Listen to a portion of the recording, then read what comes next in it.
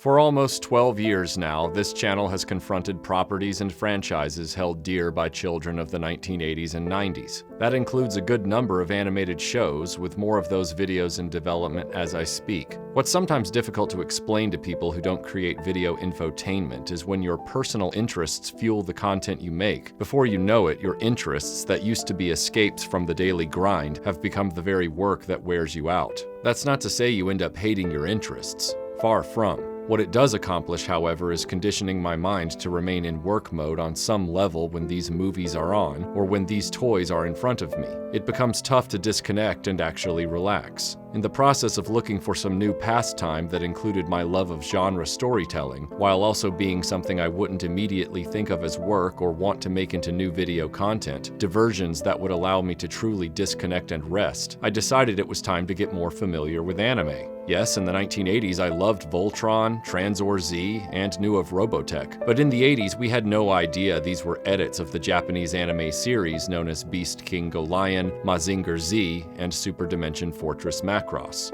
Back then, the smokescreen was very much in place, and these seemed like uniquely styled cartoons with superior animation amongst all the other fare on TV. And yeah, in the 1990s as a teenager with friends on Friday night, we'd come back to someone's house with a stack of rented VHS tapes that often included films such as 12 Monkeys, Fargo, The Usual Suspects, or this movie making the rounds called Ghost in the Shell. Japanimation, as it was known back then, was breaking out, and films like Akira were mentioned often while we watched Ninja Scroll on repeat. But as much as I admired anime like any other genre, being an eventual film student, I was watching more classics and Hong Kong action cinema than Japanimation at the time. Yes, I went to the theater with friends to see what all the hoopla was about with some movie called Princess Mononoke, and I would discover my favorite animated feature film of all time right out of college. It was a subtitled VHS copy of a film from the maker of Princess Mononoke, a story called Spirited Away. And yes, this was before the dubbed into English release was brought to American theaters. Beyond that, however, anime was a series of names I'd heard in conversations for decades but had never really looked into.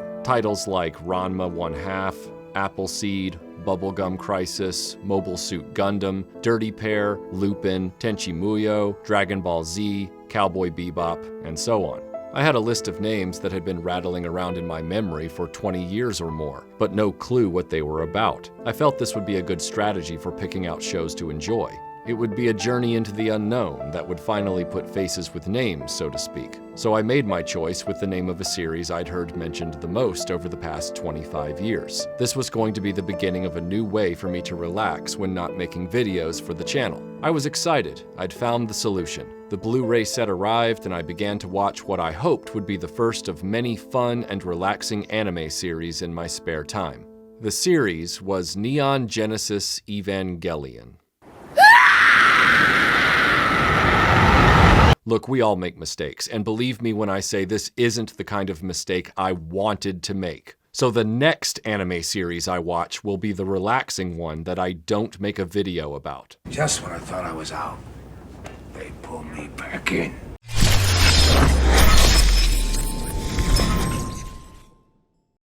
It's gnawing at me. I feel anxious. Say something to me. Talk to me, please. Don't ignore me.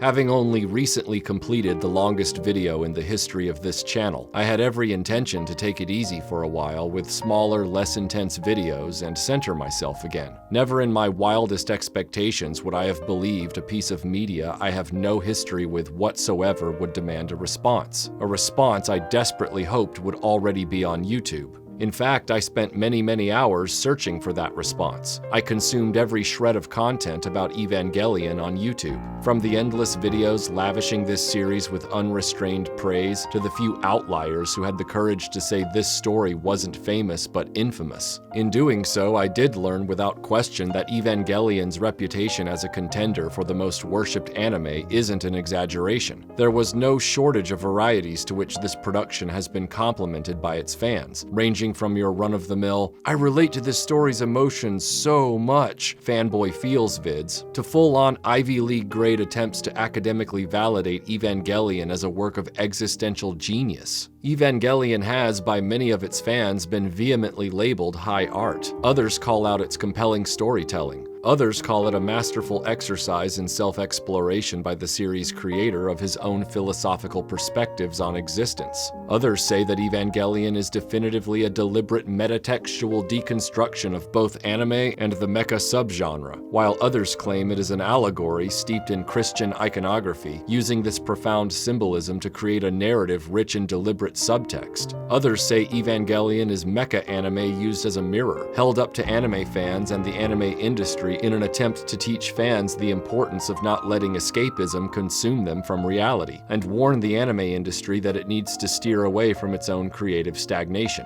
I think it goes without saying that a series cannot be all of these things simultaneously, no matter how perfect its devotees believe it to be. What can be said with certainty is that all fans of Evangelion think they know exactly what the meaning of the series is, while refusing to admit no two individuals can agree on the exact meaning itself. Every one of Evangelion's fans seems ready to fight any and every voice of dissent, but through their own varied content they reveal they are a large, loud group that have no idea what they're fighting for. Let's take pronunciation as the merest of examples. You may have noticed I've been pronouncing Evangelion with a hard E at the front, but I'm using a hard G in the middle despite the word angel being the central word of the title. I've done this up until this point to see how many Ava fans' heads have exploded already. Many fans of this series argue the word should be pronounced Ava, you know, like Ava Gardner, whose name started with an A and not an E, but whatever. So according to a lot of the fans, the word should be Evangelion, but it isn't agreed on. Neon Genesis Evangelion.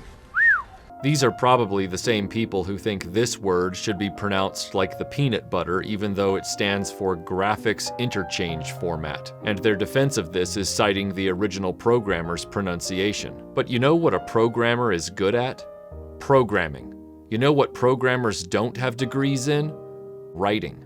Similarly, Evangelion creator Hideaki Anno is an animator, not a language major, but hot damn, watch his fans fight it out in the mosh pit over how this word is pronounced. This is the name of the big bad secret society in the story I'll tell you about in a few minutes. The Japanese language version is something like Zele. In the original English dub of the series, it was pronounced Sele. In the latest English dub of the series, the word is pronounced Zila, which is the German pronunciation since it's a German word. And in the English dub of the Rebuild films, they're back to pronouncing it Sele. And with the endless arguments about which dub was superior and which pronunciations are acceptable versus which ones will get you put on some anime weeb forum blacklist, the entire culture of Evangelion fandom is a shambling pratfall of a community. What I find most interesting is twofold. One, all of their positions of admiration for Evangelion are couched in a stance of justifications. A cannon blast of fan gushing, word salads of the same praises parroted from other Evangelion fan reviews, and semantic smokescreens in the hopes that any critic will be too confused to parse their verbiage for the flaws in their approach, and instead take their comments at face value without question.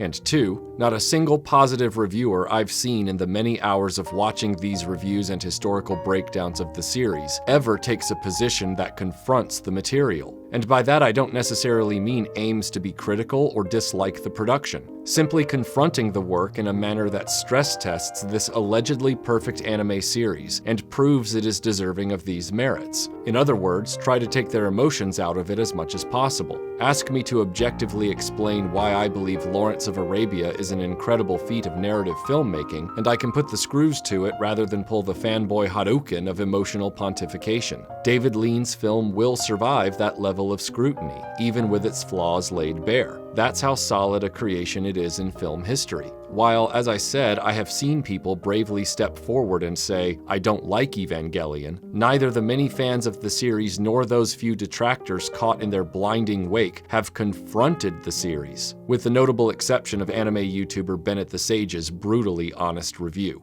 Frankly, I don't believe Evangelion's fans are brave enough to turn and face it, preferring to remain in a club where liking this thing makes them feel smart and they don't want the curtain pulled back to reveal the wizard. And as for why its detractors haven't taken aim and fired effectively, I'm starting to believe it's because in order to do so, in the case of Evangelion, we find ourselves in the rare position of having to all but ignore the story of the series entirely and take aim at the creator himself, Hideaki Anno. Normally, I'm one to criticize the quality of the writing, the logic problems of the plot, and leave the people out of it by and large. But here, you practically have to throw the script away because, well, that's exactly what Anno did during the making of Neon Genesis Evangelion. The reason behind why he tossed the script isn't as banal and straightforward as his fans like to tell us. The reality is extremely uncomfortable, having everything to do with why Evangelion is always defended and justified rather than confronted the way it should be. But before we go there, what about that script?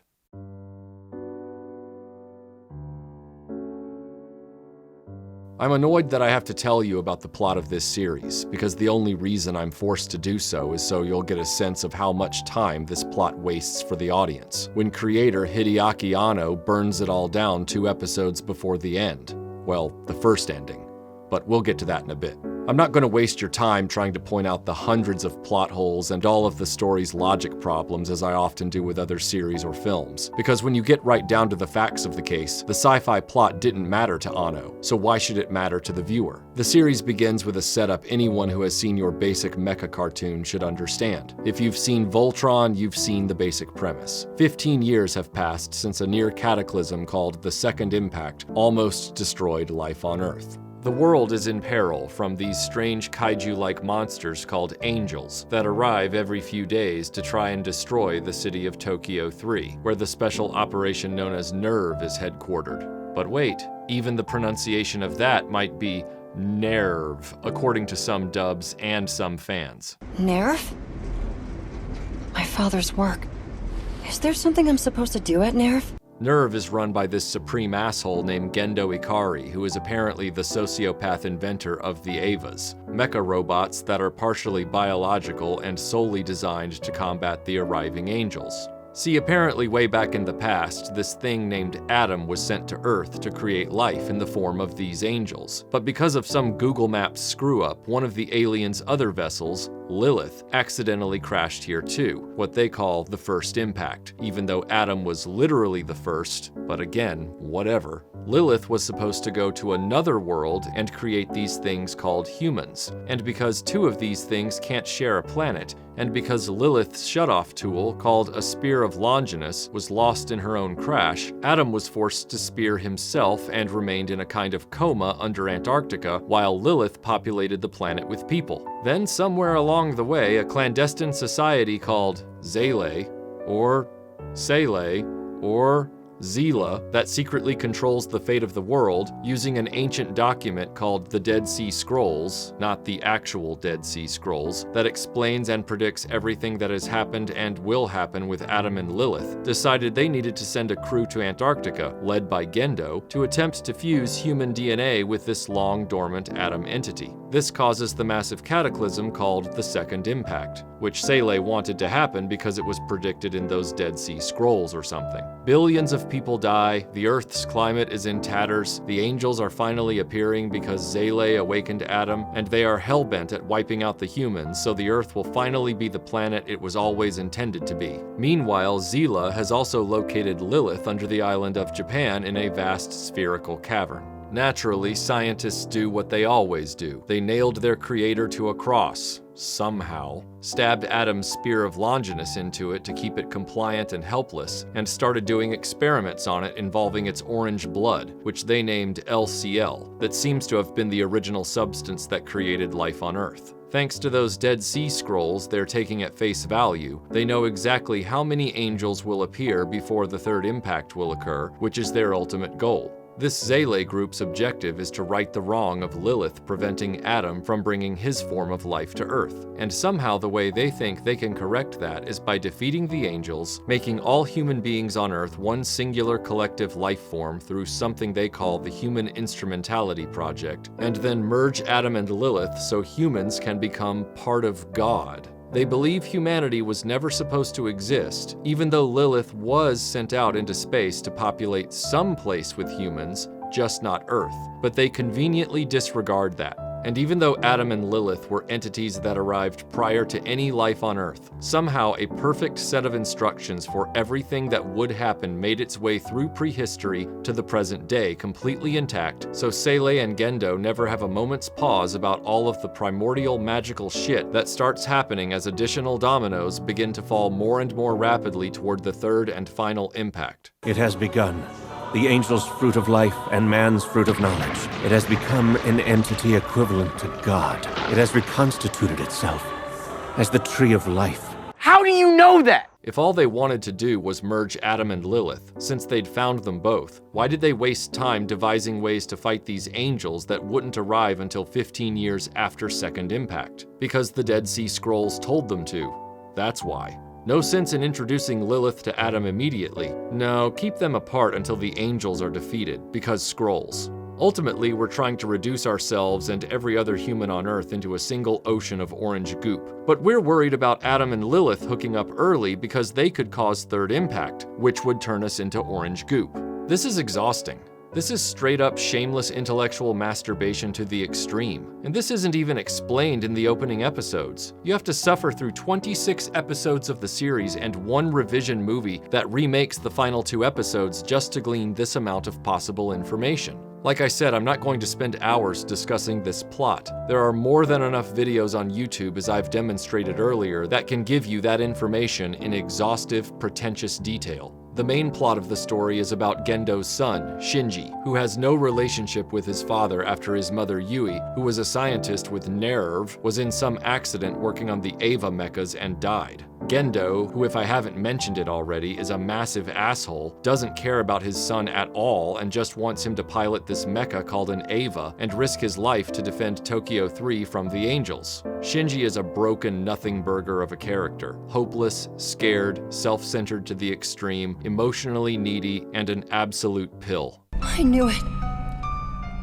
No one wants me. Be a man for once! Grow some balls! Emo doesn't even begin to describe him. Shinji is a trash human born from another trash human. He's an up-and-coming narcissistic sequel to his father, and yet for some reason, an entire generation of people claim they like and relate to this walking participation trophy of a character. Shinji has no personality of his own beyond whimpering about being alone and crying about people not paying enough attention to him. I mean, I hate Gendo with a passion, but that doesn't make me love his son whatsoever. The world would be infinitely better off if both of them were put in a catapult and thrown into the sun. And yet somehow in this story, these two living devils are going to decide the fate of all life on Earth. That is, if anyone can get Shinji to pilot the Eva. I can't! I can't do this! So what happens if I tell you I've decided I don't want to pilot Unit 1? I never want to pilot an Eva again. Stand up! No more.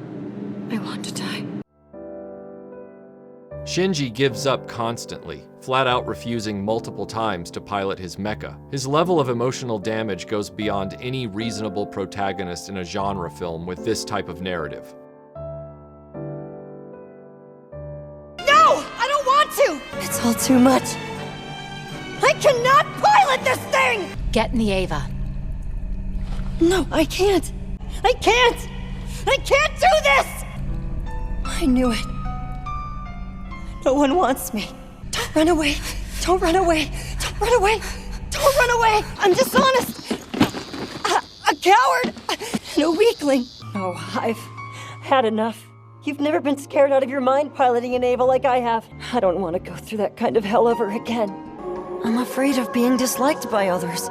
You're afraid of you yourself being hurt. This world is full of too many painful things for me to live in it. Get me out of here.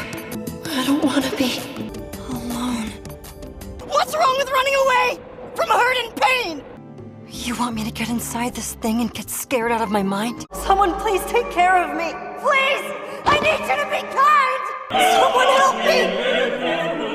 Please! Please, someone help me! What will I do if people hate me? What should I do? Someone tell me. Tell me what I'm supposed to do! In order for me to truly find myself, I will need to interact with many other people. None of that matters because there's no real me! I don't know myself! How can I take care of myself? The real world may not be a bad place, but I still hate myself. But I really do hate myself. I hate who I am. Help me. Help me. Help me. I'm the lowest of the low. Stand up! No more. I want to die. I don't want to do anything. No. I can't do it. I'm worthless. I can't help other people. I can't do anything. I'm useless. I feel anxious. Say something to me. Talk to me, please. Don't ignore me. Help me. Please. Asuka, you're the only one for me. No one understands me. You understood nothing. I thought the world was free of pain. No one wants me. That's why everybody should die. Everybody would be the same even if I wasn't here. Nothing would change.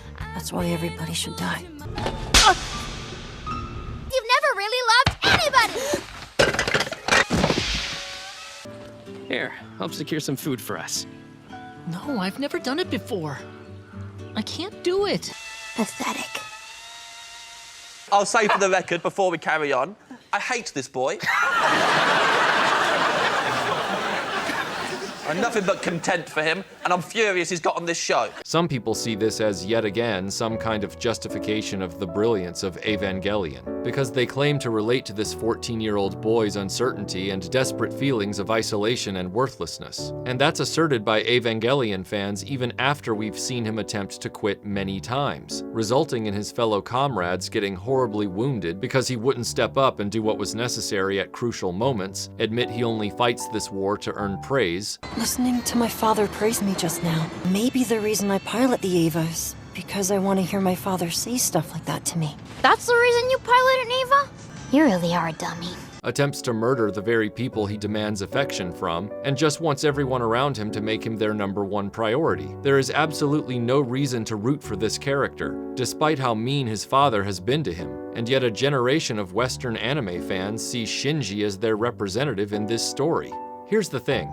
All of us have experienced trauma of one form or another, and all of us have had bad people do bad things to us in our lives. But I would rather die than ever accept Shinji as my representative for buying groceries, to say nothing of considering him to represent me in a desperate battle against incredible odds. And look, it isn't wrong to feel weak or feel scared or have doubts, but going so far as to see yourself as Shinji Ikari, a character that allows his fears to utterly cripple and control him, that allows his insecurities to torment and abuse the people around him, that's not profound.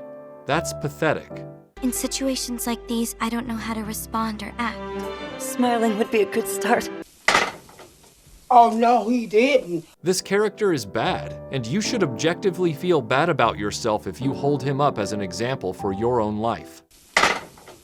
Oh, no, he didn't. Heroes have their doubts in stories all the time, whether we're talking about Luke Skywalker from Star Wars or Hikaru in Macross. Luke Skywalker found out his father was a piece of shit too, and Hikaru wouldn't stop pining for Min-Mei, but neither of these characters, despite preferring a different set of circumstances for their lives, ever shirked their responsibilities, no matter how unfair or inconvenient. They pushed through adversity, both external and internal, and found the strength to do what needed to be done.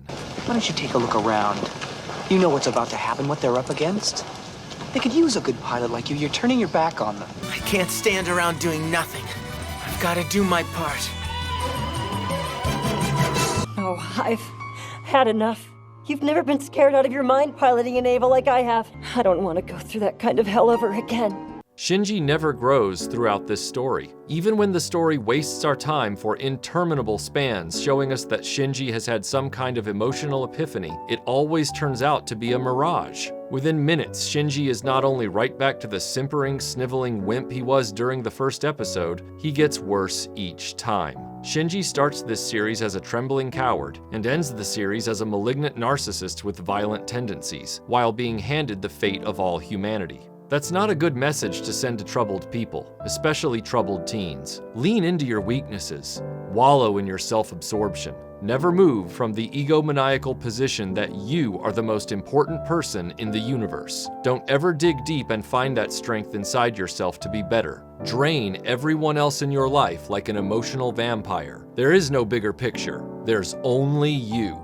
And we wonder why the children of the 21st century are so enslaved to their individual feelings and obsessed with the nature of their personal identities at the expense of everything else. Because shows like Evangelion came along and told them all of this is totally valid. And that doesn't begin to cover the rest of this plot, which involves a heartless man in Gendo who will use up anyone and everyone, including his son, as well as sleeping with a co-worker and eventually that woman's own daughter after he drives the mother to suicide. By the way, he ultimately murders the daughter as well. That shouldn't come as a surprise. This story is the equivalent of staring into the mouth of madness. You've got Shinji's guardian and nerve official Misato, who is considered one of the hottest women in Tokyo 3, but when her old boyfriend is killed by agents of Seilei, even though she could have any man in the city to stave off the loneliness and despair, she attempts to sleep with the underage Shinji late in the series. Ultimately, Misato will make out with him and promises him sex upon his return from the final battle in the film that revises the ending of the story. There is nothing about Shinji, messed up underage situation aside, that would compel a woman like Misato to keep making advances on him, especially not after we know the kind of man she's attracted to. This is an incel fantasy put to screen with pedo overtones. That's how grown-ups kiss. We'll do the rest when you get back, all right?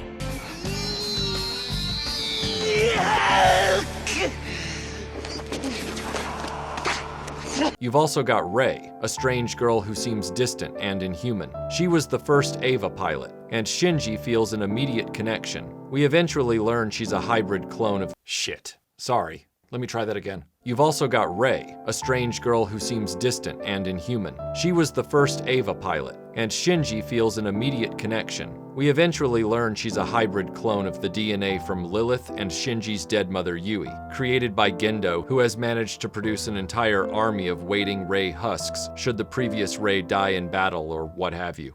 Don't you remember? No, I don't know. It's probably because I am the third one. How he infuses these Rei clones with a soul after he gets one of them out of the candy dispenser is never explained. Finally, there's Asuka, an initially brash Eva pilot with an overly combative personality that you quickly learn is the only character worth investing in, because despite her own psychological baggage stemming from finding her mother's hanging body after she committed suicide, Asuka channels that rage into courage under fire and a willingness to take the fight to the angels.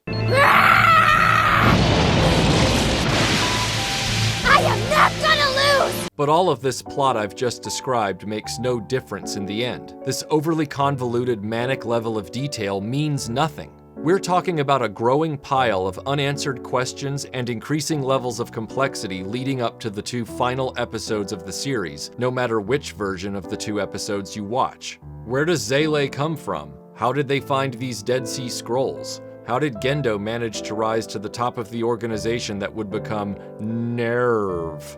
How did they know they could shrink Adam to an embryonic state and remove him from Antarctica? How did Misato's boyfriend Kaji manage to steal Adam's embryo away from Zila in the first place? How did Gendo know he could integrate Adam into his own palm? How did he know all he would have to do is then place his hand on Rei and Adam would instantly merge with Lilith through her? Oh, no, he didn't. Why didn't Gendo's form change the moment he merged with Adam in his palm? How did they know Adam and Lilith should never interact? How did they know Adam and Lilith could merge at all? How did these people who wrote the Dead Sea Scrolls know any of this? Why would they design mecha that only 14-year-olds could pilot? Why do they need the pilots to breathe fluid in the cockpits of the Eva rather than simply have conventional air? How can you talk, much less scream, in a cockpit filled with amniotic fluid? Wait, what is this? Relax, Shinji. Allow the liquid to completely fill your lungs. Oxygen will transfer directly into your bloodstream. Mayanami, Asuka, what are your current positions? There's no way to cover that much ground so quickly.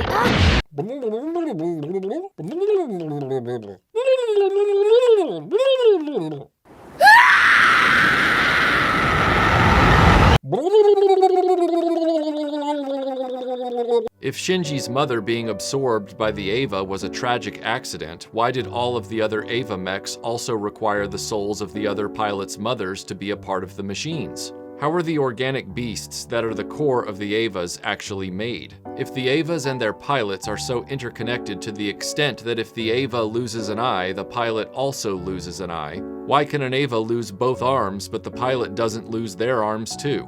Why is Sele, a human organization, so eager to end all of human existence? Since when did humans ever concern themselves with what should have been rather than what is presently in our reality, to the extent that a ruling class of humans would concoct a plan to lead us all to involuntary self-deletion? Zele and Gendo both have ulterior motives, and they ultimately begin working against each other, somehow.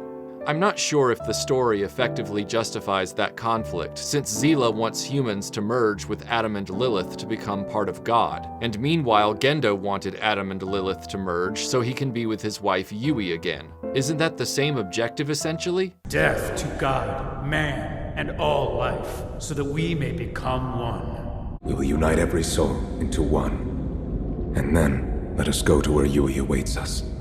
If you turn all humans into a single consciousness, you'll be with Yui again by default, right? Apparently not, but only because the script says so, not because anything is explained. And the conundrum revealed here is the kind of circular storytelling only a true psycho would design. Humans are fighting the angels to prevent the end of their existence, but Sela wants them to fight the angels because the Dead Sea Scrolls reveal that only by defeating the angels will the prophecy of humans becoming a single consciousness without corporeal form come to pass. If humans don't fight the angels, Adam remakes the world as it was always intended, which is what Sele said they wanted, but if humans fight the angels, they unwittingly push humanity toward the endgame of becoming a single consciousness and ending the existence of individual humans, something Zila also claims to want. Meanwhile, Sele tells everyone they need to fight these things or else human existence is over, which is also exactly what Zele wants. I used to know this lunatic in real life who claimed the government was watching her and was secretly in control of every aspect of her average humdrum existence, and then she would go off about the color of a sweater she was gifted for Christmas and how that color was an illicit message because it symbolized some horrible portent of blah blah blah. She was certifiably insane. As in, she was diagnosed as actually insane.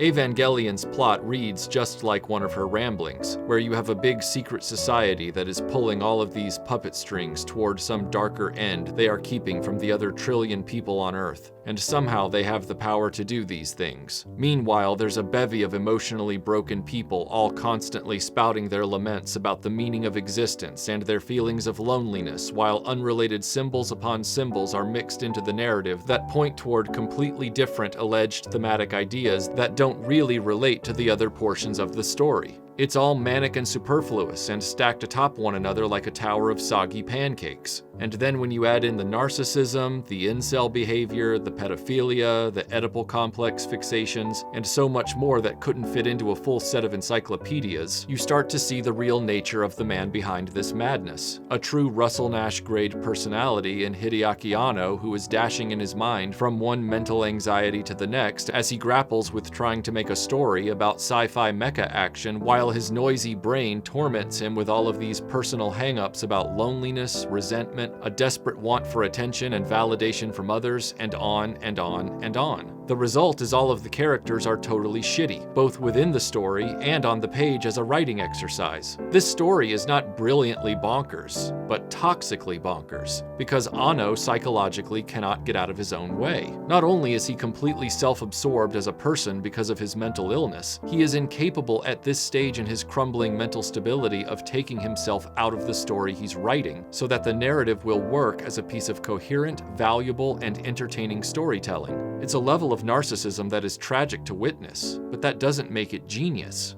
And then he throws all of it away, wholesale. Anno doesn't initially provide a clear resolution to the larger, increasingly confused sci-fi plot of Nerve and the Evas trying to stop the angels.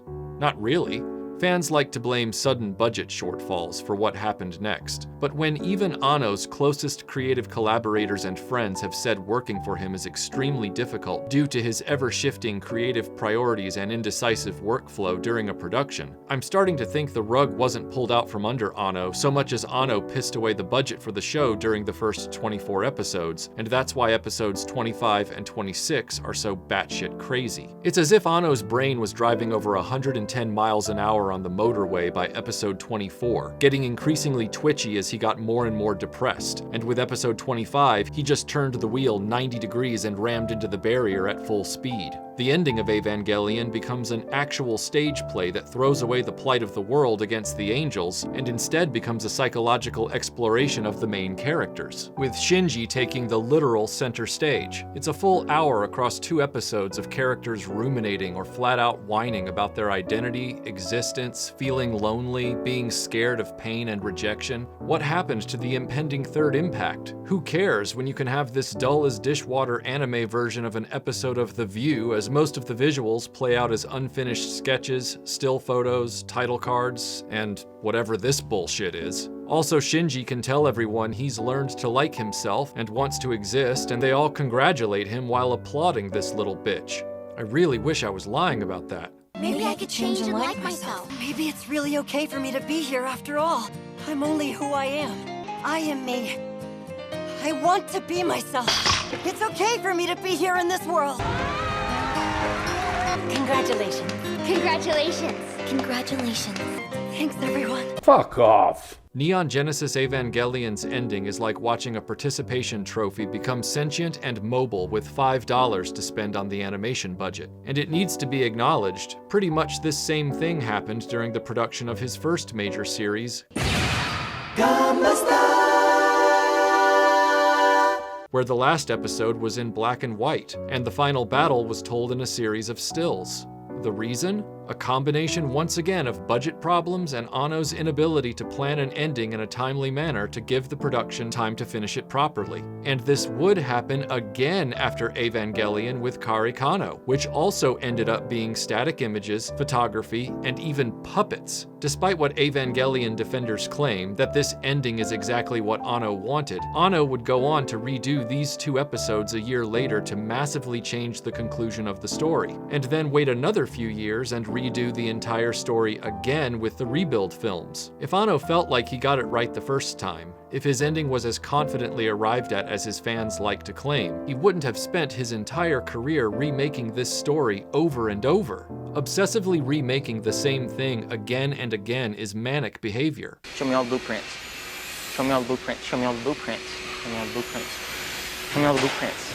Show me all the blueprints. Show me all the blueprints. Anno is like the Howard Hughes of anime, a mentally ill tornado that society has been hoodwinked into worshipping as genius. But Anno is of course just another in a long line of lunatics in human history that were given the red carpet treatment. And like those before him, he wasted all kinds of time and mountains of resources making his spruce goose of an anime that really doesn't fly that well at all, but continues to get praise and attention for the scope of how unconventional it is, with no acknowledgement of its equal level of uselessness. Instead, Eva fans tried to encourage me to watch all of the revisions to the story, saying how the revisions address these many issues and make the story better. There's a problem with their logic. It's these people that made the original series with all of those admitted flaws successful in the first place, before a single revision was attempted. By saying I should watch these revisions, they're admitting the original idea is broken, but they watched it and devoted themselves to it anyway. When I tell people to watch The Empire Strikes Back or Star Trek II: The Wrath of Khan, I never tell them to watch the special editions of those films. The original versions are what should be seen. They weren't broken ideas that needed repair. And in those well-known instances where the original vision was hijacked by the producers before release, such as with The Big Red One or Kingdom of Heaven, seeing the director's cut is seeing the original version before it was broken by outside forces. This was not the case with Anno's Evangelion. He made the story he wanted to make, and the audience wasn't happy. By some accounts, Anno was resentful of the backlash his final 2 episodes received, and that the revised movie ending titled End of Evangelion was Anno's thumb in the eye to the audience. However, Anno would also say in later interviews that he felt his original ending did not do the story justice and needed to be fixed. Getting a straight answer out of Anno is about as easy as getting a straight answer out of his screenplays. It isn't going to happen. The man is a psychological wreck, and that man is where people should be looking when discussing this series, not in empty symbolism, convoluted plotting, and revision films that serve only to insert his wife into the story while doubling down on the sexualization of underage girls and dialing up to 20 the absolute uselessness of Shinji Ikari. Hey, Shinji, you didn't come to help me. All you do is think about yourself.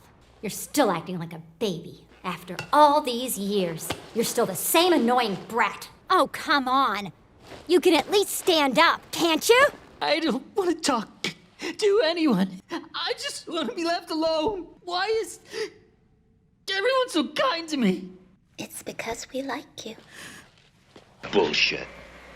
I hate him with all my heart. Once again, the fans race in to downplay the mental state of Hideaki Anno. Most of their descriptions end with, "He suffered from depression," a dismissive verbal hand wave so they can get back to square pegging Evangelion's schizophrenic plot into the round hole labeled genius. But Anno is a wholly self-absorbed person, to the extent he suffers mental illness and has attempted suicide, while creating characters as unbelievably transparent as Shinji Ikari to represent him in this story, who are as narcissistic as they come. My point is, this isn't mere depression. Depression is a symptom of many forms of emotional distress and many kinds of mental illness. Anno is not merely an emotionally troubled man prone to depression. Anno appears to have narcissistic personality disorder, which makes the implications of accepting his work as art a dangerous game to play, because by validating his expressions, you're validating his actual thoughts, instincts, and behavior.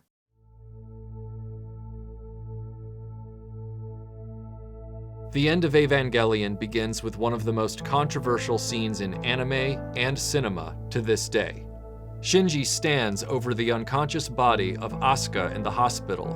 He's begging her to wake up, but not because he's worried about her. It's all about him and his needs. He's shaking her violently, despite Asuka being in a coma, hooked up to multiple life support machines. In his mania, her hospital gown opens, baring her 14-year-old chest to him and the audience. Rather than this being a moment of shame and clarity for Shinji Ikari, something to give the character pause and leave the hospital room as his emotions have got the better of him, Shinji locks the door to the room, masturbates over her comatose form, and ejaculates into his own hand. Something's wrong with you, and I ain't got time to fix it. Rika's going to watch Neon Genesis Evangelion. It arrived in the mail just yesterday. Seriously, what makes you think we'd let you watch that garbage in here? Neon Genesis Evangelion isn't garbage. The title may be kind of weird and the creator is certifiable, but all the naughtier parts are in the movie. Get that thing out of my face right now. See? I told you, it's not a porno. Fine, it's not porn, but any movie with that creepy a title and a cover like that is bound to be messed up. Come on. Asuka. Asuka. Help me. Help me. Come on!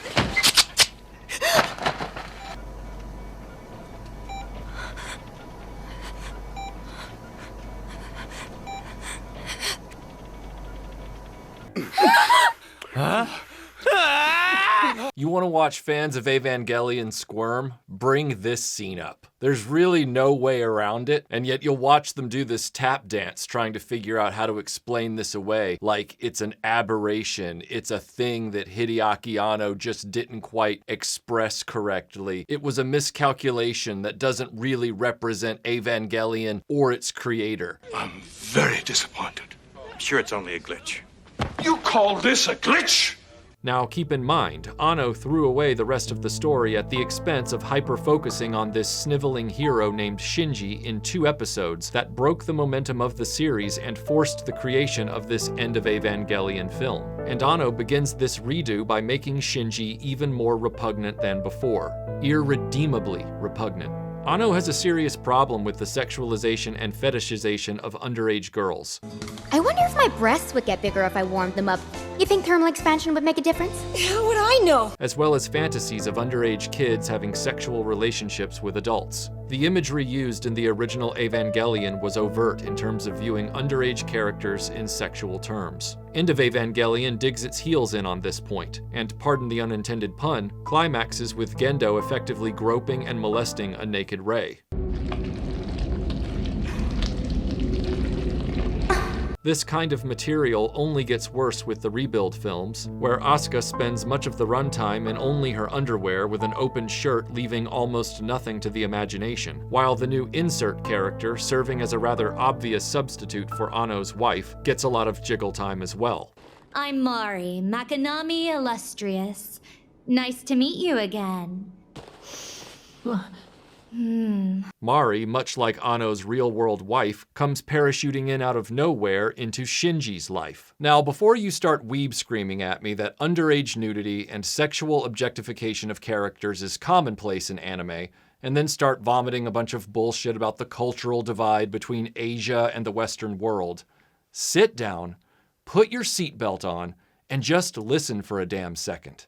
Because this video is about to get bumpy. All of us of a certain age grew up aware of teen sex comedies like Porky's and American Pie. Including sex in storytelling involving young people isn't anything new, nor is it necessarily inappropriate when it's a story focused on the lives of young people, provided of course the visuals don't cross lines and the dialogue does the appropriate amount of heavy lifting rather than allow the film to descend into softcore pornography. But where Evangelion is concerned, none of these contexts or restraints were applied by Anno. All of the Eva pilots must be 14 years old for reasons that are so thin, rice paper is plywood by comparison. Asuka constantly tries to force a Lolita-style relationship with Kaji, who rebuffs her. He's a reasonable, if oversexed adult who prefers the company of adult women like Misato. Shinji will have contrived sexual encounters with Rei and Asuka that are designed purely to exploit rather than inform. Gendo, as we've previously established, has a major creep factor going on with Rei, as she is partly the DNA of his dead wife. Misato will unsuccessfully attempt to seduce Shinji, and by the end of Evangelion, she will openly offer him sex upon his return from the final battle in some of the most unsettling dialogue I've ever heard.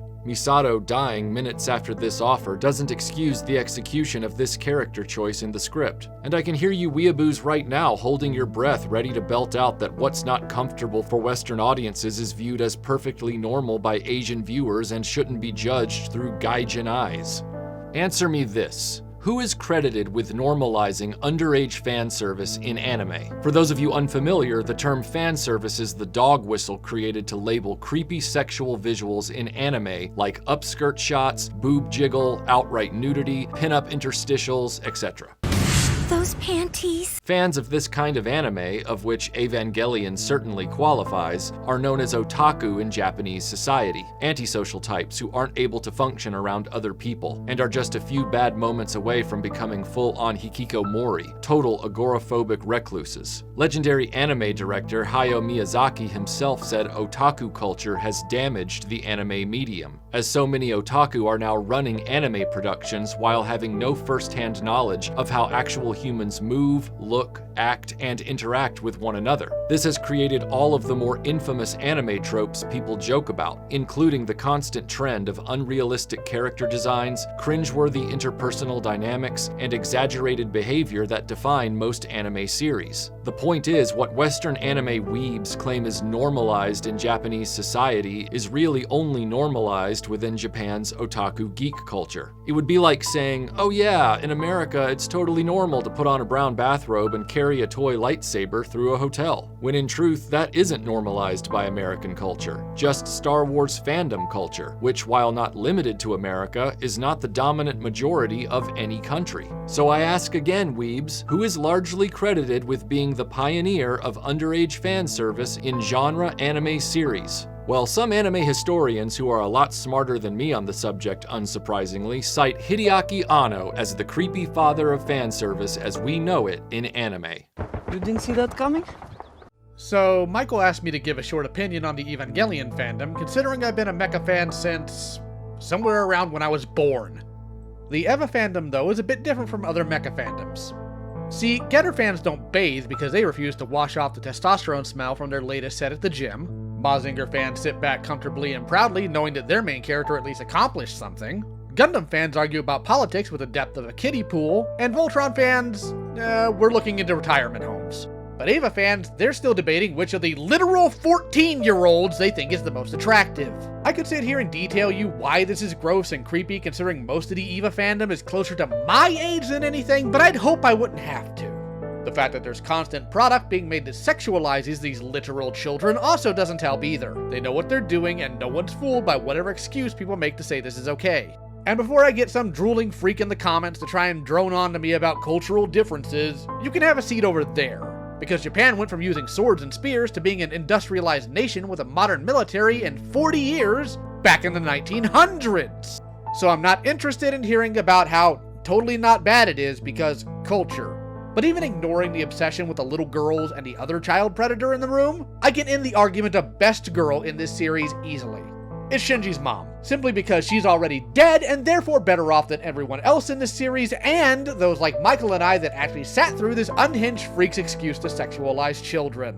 They say it all began with Gunbuster, and having watched the series, I can't discount their theory. Once again, a show about underage females having to pilot mecha to defend the Earth. In this iteration, not even having to wear pressure suits, instead jumping into their interstellar robots in their school workout onesies. There's physics-defying jiggle, nudity, and underage girls in relationships with abusive male adults, all in a one-stop shop of Hideaki Anno creep show. And then a few years later, Evangelion solidified the anime tropes of underage waifu girls and fan service with a heavy helping of pedo overtones for good measure.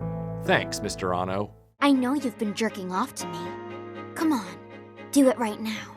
I want to watch you do it. But unfortunately, we've now got to get back to Shinji Ikari, who has spent the culmination of Evangelion's story quitting, verbally abusing people, telling us how much he can't do, begging everyone to praise him, despite just admitting he can't do anything, so what should we praise him for? Begging everyone to make him the center of the universe, and then literally being given the chance to be the center of the universe, then immediately trying to refuse that before getting into the mecha and being given the power over the fate of every human life on Earth. Because that's totally how life works. That guy sucks. I hate him with all my heart. In the midst of his cosmic hallucination or whatever, he has a fateful encounter with Asuka in a reconstruction of Misato's apartment kitchen. At this point, keep in mind that while Asuka is an overly competitive, neurotic, and violently abusive egomaniac, she's been the only pilot able to step up each time and channel her rage into action against the angels. Even if Shinji isn't here, I can take care of that thing all by myself.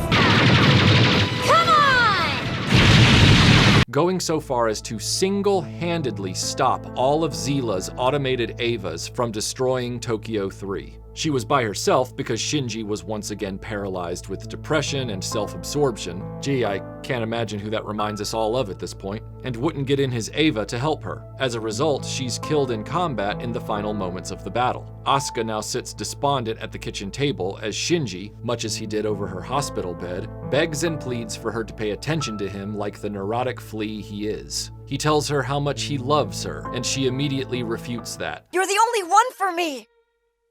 You're lying. You'd run up to anyone! Rightly calling out his total selfishness and his desperate want for literally anyone to fill that emotional void for him. She tells him how pathetic he is, and he begs her to help him. Done with his bullshit, she flat out tells him, no. And in that moment, Shinji proves everything Asuka was the only person smart enough to see about Shinji. He goes from pleading claims of love and friendship to sadistic rage on a dime, his hands around Asuka's throat, choking her to death. All because she wouldn't make him the center of her attention. After this, of course, he chooses to destroy us all so he won't feel lonely anymore. But after he destroys all of humanity and the entire planet, the little bastard changes his mind. Why?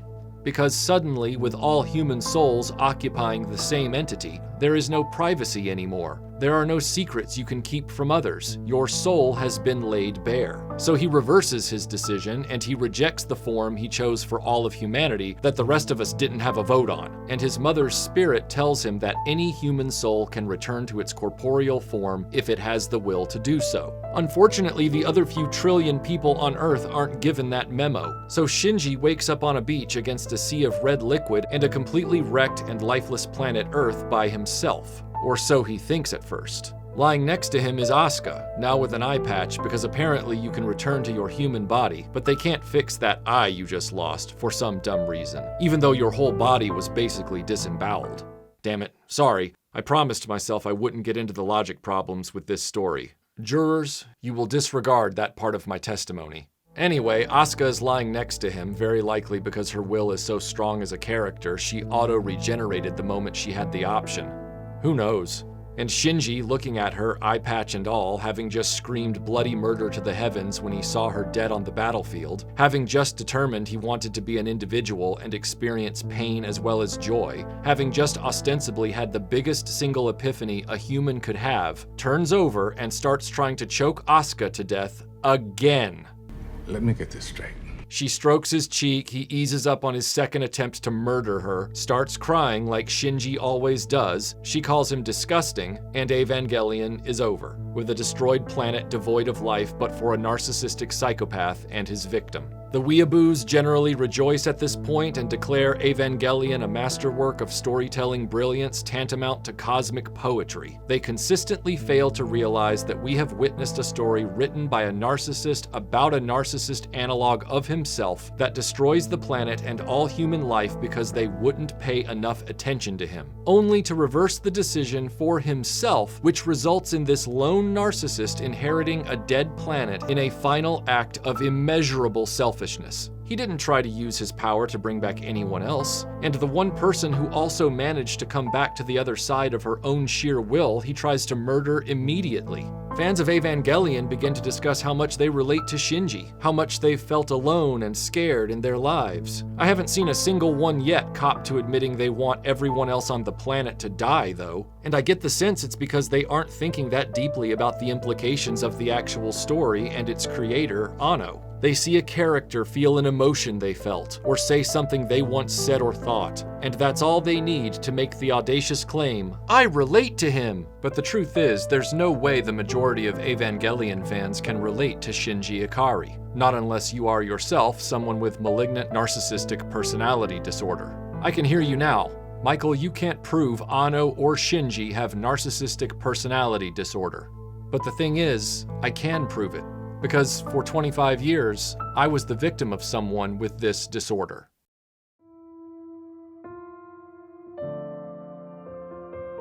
When Evangelion kicked off with the first few episodes, as a mecha fan, I was with the show. Shinji was a little wimpy at the beginning, but it looked like he was gonna find his own strength. I was really enjoying the episodes where he and Asuka had to learn to work together to fight the angels. The show was a bit creepy in places, but I chalked that up to anime tropes like we've all been trained to for years and years. Unfortunately, this didn't last long. Shinji wasn't getting better and kept reverting back to a worse version of his original self again and again. What I didn't know was in the background, Anno was having multiple mental breakdowns. You remember, those things Eva fans dismiss as mere depression. Shinji doesn't get better because Anno doesn't get better because there is no treatment for narcissistic personality disorder. But he's not a narcissist, Michael. He's just mentally ill and depressed. Ever noticed how nobody has defined exactly what is wrong with Anno beyond depression, even though it's right there in his work? That's because, and I firmly believe this, that most people have never been on the other side of a person with his condition,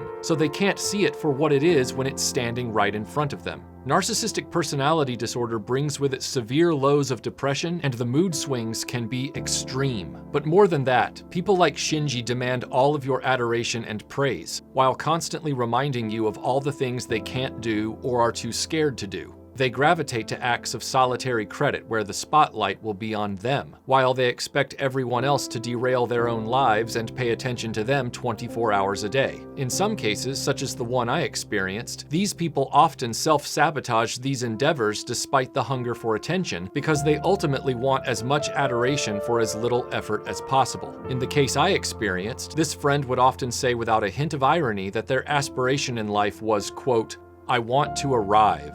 They wanted to show up and just be awesome in the eyes of everyone around them. But this heightened level of misplaced self-confidence would pendulum swing into depression and complete helplessness like clockwork as they would give a million excuses why they couldn't do something and then demand everyone's total emotional support and attention, or else they'd frequently become enraged, always verbally abusive, sometimes choosing physical violence. Their want to control the decisions and emotions of others is absolute. This person in my life actively attempted to sabotage every relationship I had with girlfriends, even going so far as direct confrontation with threats in some cases, until it reached the point where I had to keep my dating life completely separate and a secret from them. Actively undermining my relationships with other friends who weren't even romantic interests was a daily headache that also took a toll on me. There were the physical fights, the many verbal screaming conflicts, the projectiles they hurled at me as they voiced their dissatisfaction with the level of personal attention they felt I hadn't been paying them, and the constant emotional abuse and manipulation.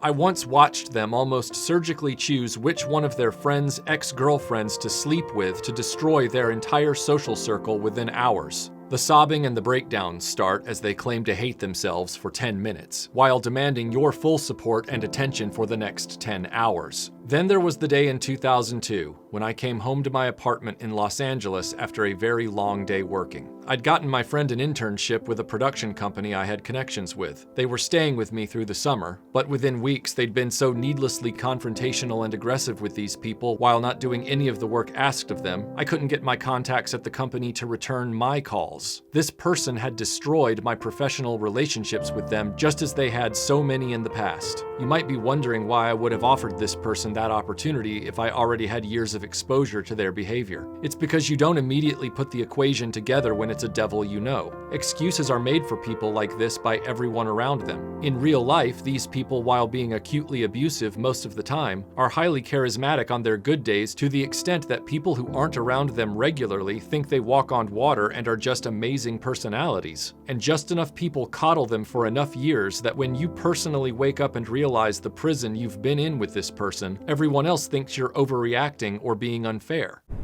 You're not going to die. Because I will protect you. So there I was in my apartment realizing they'd thrown the internship over their shoulder, destroyed most of my professional contacts in the process, and as I looked at the rollout bed in the floor of my small living room, I rapidly determined they were spending their time in my small studio apartment having sex with some girlfriend they'd picked up thanks to some obvious stains on the sheets. Sound familiar yet? Huh? I immediately confronted them about this, and in the argument that followed, they called themselves a genius and said I was stupid for working a job and taking orders from people. Well, you certainly have some balls, but that kind of bluster won't win any praise from us, Shinji Ikari. I'm not looking for any praise. I'm the only one who can pilot it, isn't that right? They said I'd be better off starting a production company with them, which was insane given this person had no money to start such a venture and I barely had any myself. But that's how narcissists operate. They said they knew me better than I knew myself, and how I needed to focus my energy on working with them on screenplays. I told this person they were out to lunch and that I wanted them out of my apartment by the weekend since they'd squandered the internship. At that point, they started in with the threats of destroying my property in my apartment. I told them if they said another word, I would call the police. And that's when the airs of arrogant benevolence changed on a dime to psychotic rage, and suddenly hands were around my throat, white-knuckled, and they screamed, "I'll kill you." I was pushed to the floor on my back, and I told them to go ahead and do it, because it wouldn't change anything for them. That's when they spit in my face. What, you thought Evangelion was a mecha fantasy you just geek out over? No, it's a sad cry for help, with Anno at its center. There was no reason for Anno to make this a sci-fi mecha story.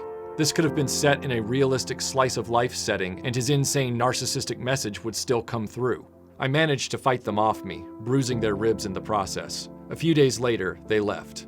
It would be another 8 years of on and off contact with more incidents that approached this level of madness before I finally decided this person's presence in my life couldn't even be occasional. I had to cut them out entirely. And if some of you right now are saying, okay, Michael, so there are some similarities between Shinji and this asshole you knew. So what? That doesn't mean Evangelion is a narcissist manifesto. Actually, yes it does, because Anno is clearly a narcissist. Narcissism doesn't guarantee you're outgoing. It guarantees you have fatal levels of insecurity. It doesn't guarantee you're charismatic. It guarantees you're completely focused on your own feelings and are fixated on how everyone else around you should benefit your life. When Anno was asked to be a guest teacher at a Japanese grade school, the assignment he gave the kids before he arrived was to draw images of what they thought he might look like and write down their speculations about his personality. The guy couldn't even just teach grade schoolers basic shit. He had to find a way to make the first session all about him and have all of these kids talk to him about him. That's narcissism. Flat out, sixth gear, pedal to the floor self-absorption. Anno and my aforementioned friend have been lauded as geniuses. They tend to be compelling writers because they're manic emotional car crashes, but they also can't get out of their own way, and it comes through in every single project they work on. And that similarity in talent is despite being polar opposites socially. Anno was a paralyzed recluse by many accounts and had no experience with women. My friend, on the other hand, was cruising the ladies and had no problem pulling them into this cult of personality. Yet both of them exhibit the total self-absorption that results in the neuroses of obsessing over their identity, an insatiable need for attention and praise, and expressing outward anger, whether in their art or in real life, in a very specific way when their unreasonable needs aren't met. My friend would tell us they were the glue that held our social circle together, when in reality they were the person causing the most damaging chaos. Challenge them on that, and they'd pivot from those inaccurate and cringy kumbaya feels to a willingness to burn down everyone and everything. We see that in Anno as well through Shinji, a character who desperately wants praise and attention, is afraid of everything including loneliness, but is willing to kill everyone on Earth as he feels they deserve it because he's lonely and the world hasn't done enough to make him feel better. Who expresses these kinds of batshit crazy sentiments in a story wholly unironically with a straight face? Someone with narcissistic personality disorder. To them, this entire motivation makes total sense, even as they have additional mental breakdowns throughout the production process, which derails the story further and shackles the fate of the series to the manic emotional shifts of the creator. And that's my whole point about Neon Genesis Evangelion and its many remakes and revisions. It isn't a story infused with universal truths about our collective humanity. Evangelion is the cinematic ravings of a mentally ill narcissist whose brain is so noisy and nonsensical. The result is a series that makes H.P. Lovecraft feel like a Harry Potter novel. And that's not a compliment. Insanity, pedophilia, genocide, sadism, misogyny, supremacy. If you've been one of the many people who has called Hideaki Anno a genius, you need to take stock of your values. To hold up and validate lunacy as truth is a dangerous game our society has played in all corners of humanity for too long, and nowhere is it more commonplace than the art world. The creator of Evangelion has stated publicly his constant battles with mental illness. That means neither he nor his thoughts about the world are coming from a place of rational perspective. If his fans and Eva admirers spoke about this series as the greatest jackass stunt in anime, that would at least indicate they also understand it shouldn't be taken literally. But they don't. They call it art. In doing so, fans continue the long and troubling tradition of giving insanity life, giving it agency, and ultimately giving it power while calling it the greatest anime of all time. I wonder, would you feel differently if the hands had ever been around your throat? Disgusting.